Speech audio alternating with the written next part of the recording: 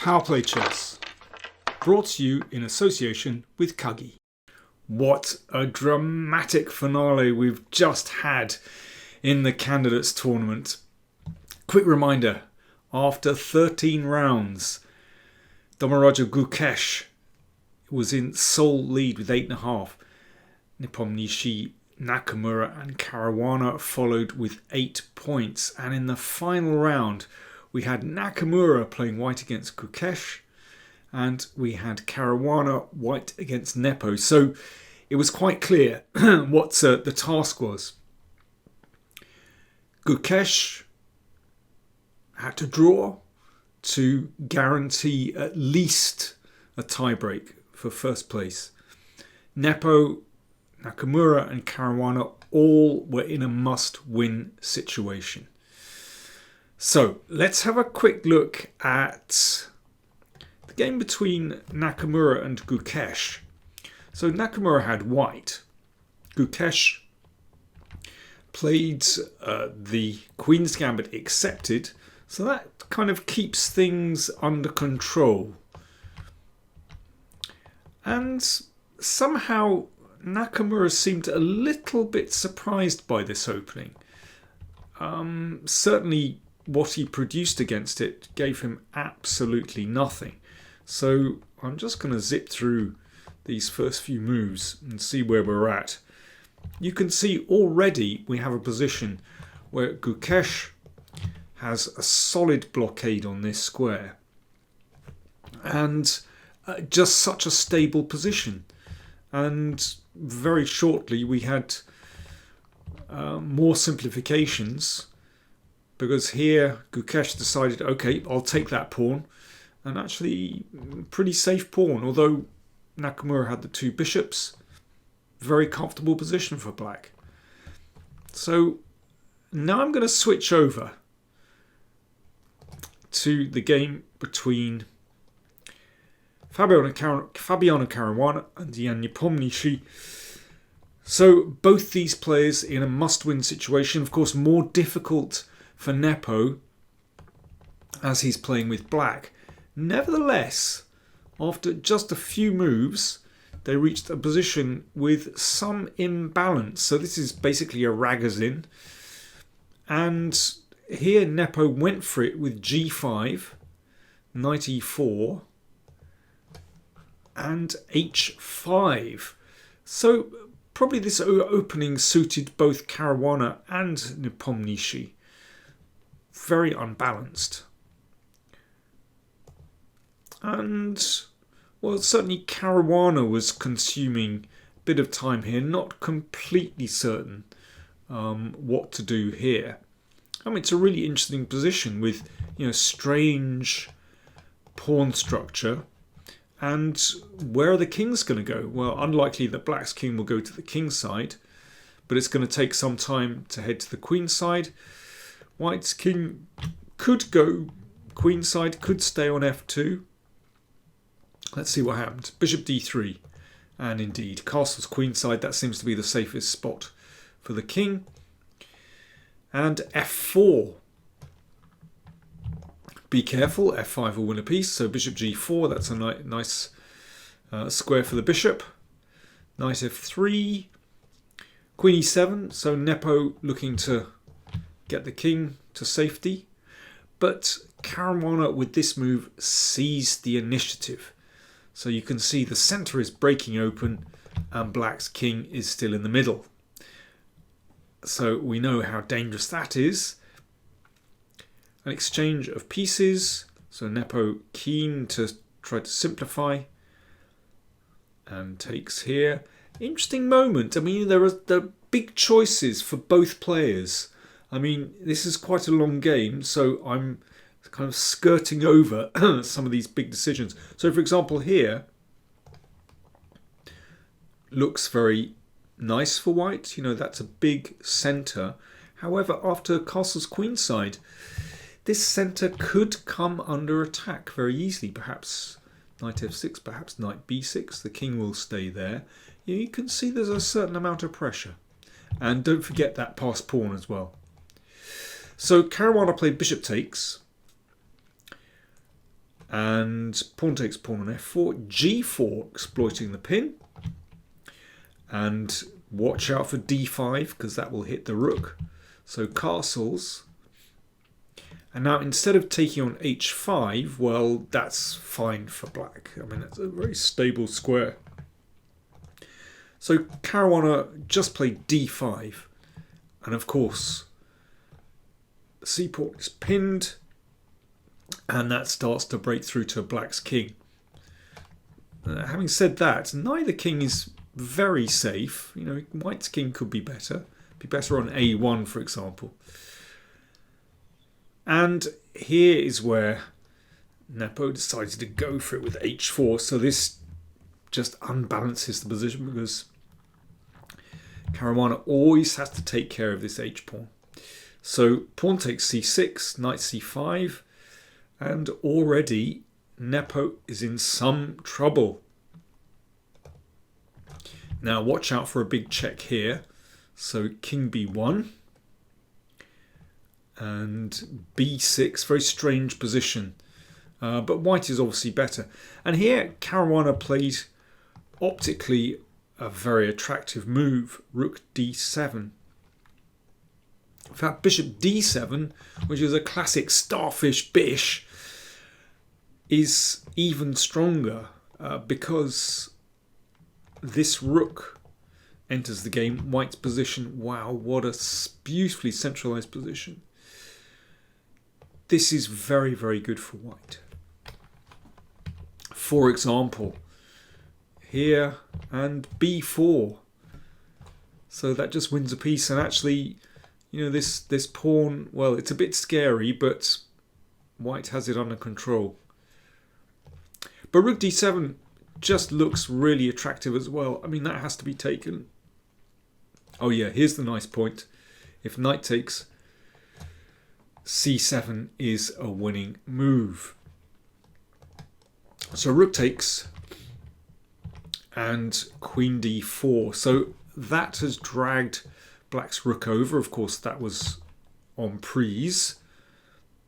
Knight takes, and now this pin is really nasty. Queen c5. Now, white has to take care, of course, because if, well, let's say queen c5, if you take this, then that pawn is going to go through. So it's not that simple to win this position. White is doing very well, but Nepo somehow managed to keep the position complicated. Queen back, h3. I mean, white has such beautiful control here. Wonderful pin. If white can collect that pawn, then it is simply game over. But Nepo just about kept things murky here. Bishop e4 looks incredibly strong because white is going to play queen d5. But a5, great defense from Nepo after queen d5, king a7. Caruana whipped that pawn off. Wonderful constellation there. So this pawn needs taken care of. And queen h7. So the queen doing a good job there. And lovely pins. King b8. So this is move 34. Caruana running short of time. Nepo, well, was kind of hustling him a little bit. Nepo had much more time, so he was moving quite quickly. And with 6 moves still to make, this is a very tricky position. Caruana played a3. In fact, it's possible just to play rook d2 and collect that one. That would be simplest. But a3, and now queen e5. There are lots of ways to mess up this position.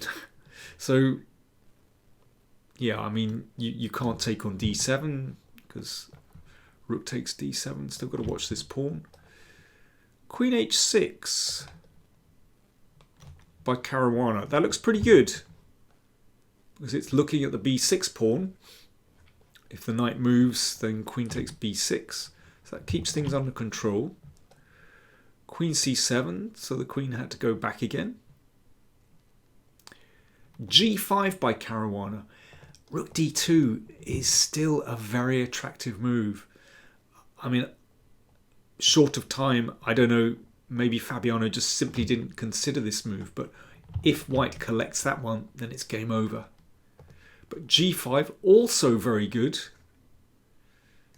So this pawn looking pretty strong.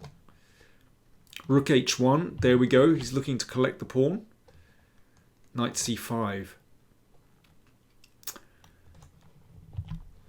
So this is move 38, Knight C5. And Caruana played his next move really quickly. Well, he had to because he was so short of time. The cleanest win is Bishop C2. So you can see that bishop just controls all the squares here. On the next turn, white will play G6, securing the pawn. And then the H-pawn drops and it's game over. But Caruana lashed out Bishop H7. It's very tempting to play a forcing move. If the rook moves away, then again, white is just going to collect this pawn and it's game over. But Caruana had obviously overlooked rook takes pawn. So giving up the rook, getting the bishop, and this is move 40. So they've made the time control. They get half an hour added to the clock, and they get 30 seconds increment per move. Caruana's king is in check. Now, he's not going to step out to C1 because there'll be some very nasty check. So, does the king go to A2 or does it go to A1? Which is best? Okay, time for you to have a think, and I'll have a drink.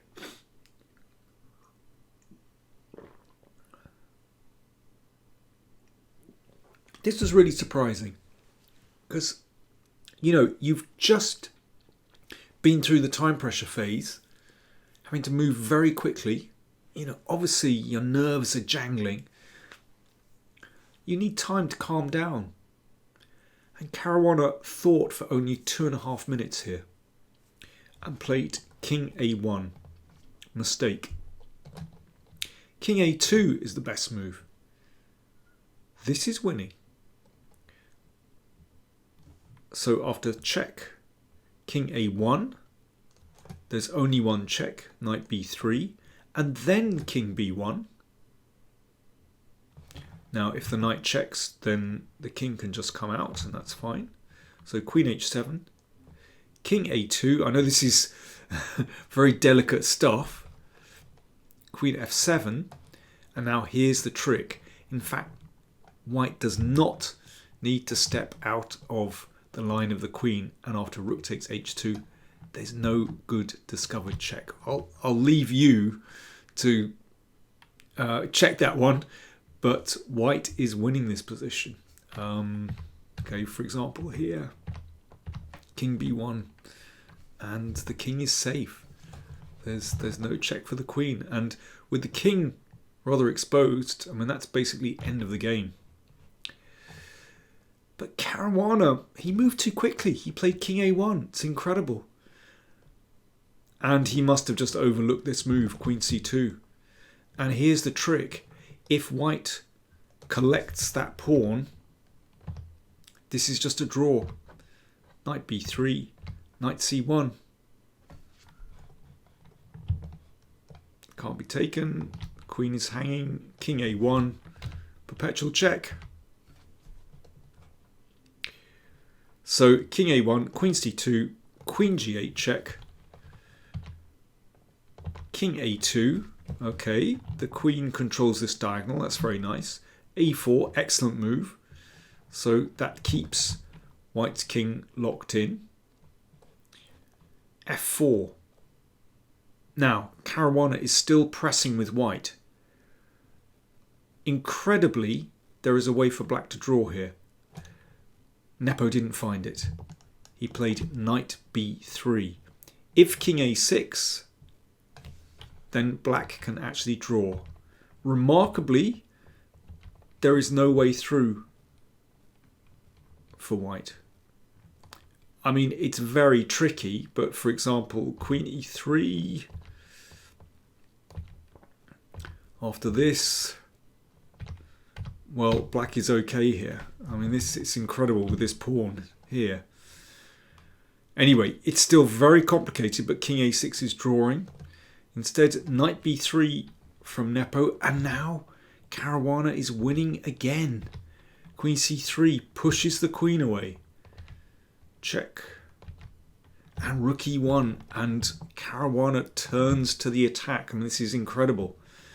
Knight c5, the knight has to drop back to cover the king.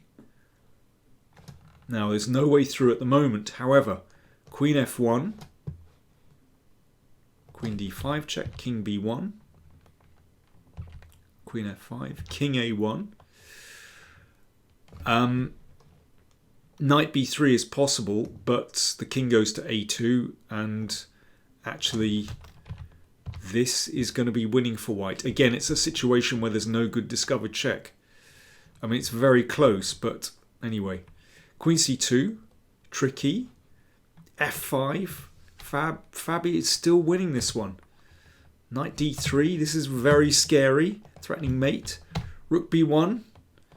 Knight here. I mean, the king looks very boxed in, but actually, after this, it still should be winning for white. Knight d2. Wow.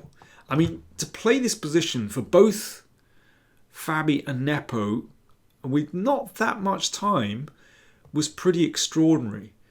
The pressure is incredible. You know, in the sense they're both playing for a win.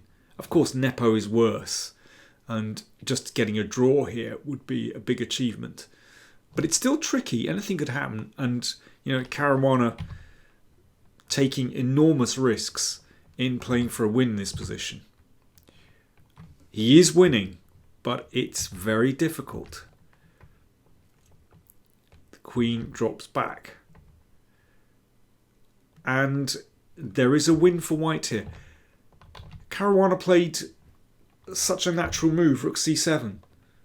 It's a mistake. In fact, he should play rook d1. I'm just going to zip through a very quick variation here, but this will convince you how difficult the position is. Okay, the f-pawn comes into play. Even this is not clear.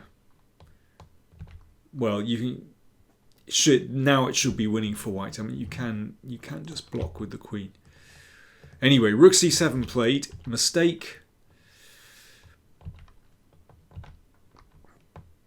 A check. And yeah, queen f5 played. That is fatal. Remarkably, there is a draw like this. And here, this should be perpetual check. Incredibly, there's no good escape. Again, if you want to convince yourself of that, I invite you to check it out on your own computer. I mean, it's so delicate, you know, so understandable that Nepo missed how to draw. And again, this should be winning for white. I mean, this, you know, the advantage swung back and forth here. And in this position, well, Caruana, he was so short of time, sort of down to his final minute, getting 30 seconds increments, but he couldn't see the win. If we come back to this position, he should play queen e8 here, and then this. But it is very delicate. I mean, I can understand why he might have had qualms about going in for this position, but it should be winning for white. Anyway, Fabi couldn't work it out, and instead he did this. He repeated the position because he wanted to gain time, because he got 30 seconds added. Then he went for rook e7, but after this move, in fact, black is okay. And again, looked like it was just going to be an instant draw. Fabi had one last desperate try. Rook e4. Okay. Be careful. There's a check here and then mate. Let me just show you that one. that would be checkmate. So instead, knight takes rook, and they reached this endgame. There's nothing better for white. Queen and 2 against queen and 1. This is a draw. This is move 79. They played until move 109. Caruana's made no significant progress, and he offered Nepo a draw, which was taken. So that meant that neither player could catch up with Gukesh.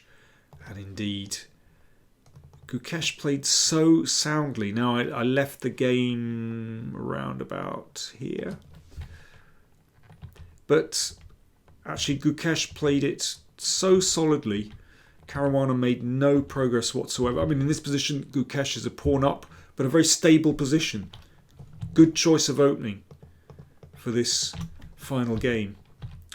And, well, in this endgame, Nakamura had no advantage with white. He's a pawn down, and Gukesh played very solidly, and they finally ended up in this position.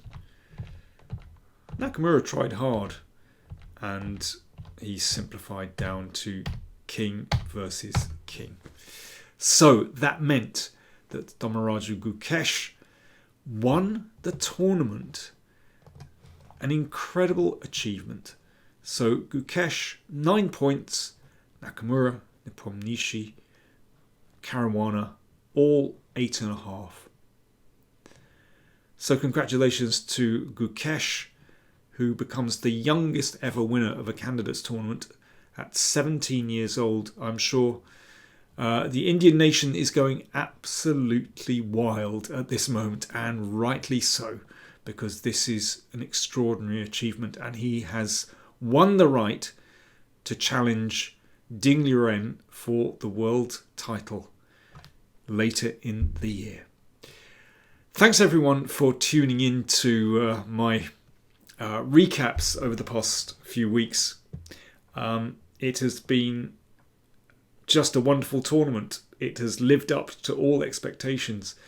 And I should say thank you very much to Svetlana Dimchenko for covering the women's candidates tournament. She's in Toronto at the moment. She will be giving her round 14 recap when she returns home. So I warmly recommend her videos. She does a fantastic job. So thank you to Svetlana. And hopefully we'll be seeing her again on the channel. There you go. Thanks everyone. I'm gonna tune out now. See you.